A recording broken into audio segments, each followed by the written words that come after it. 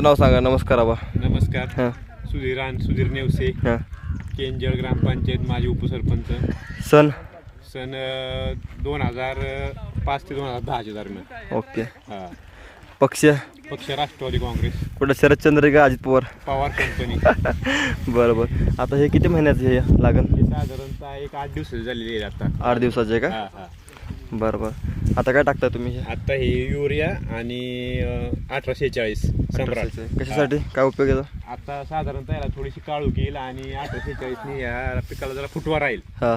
हा. तिथे जरा मध्ये मध्ये पिवळं पडले ना नॉर्मल? हो, पिवळं ते रोप एक पहिलं रोप होतं हा. आणि एक ताजं रोप, असं त्याला फरक झालेला जरा.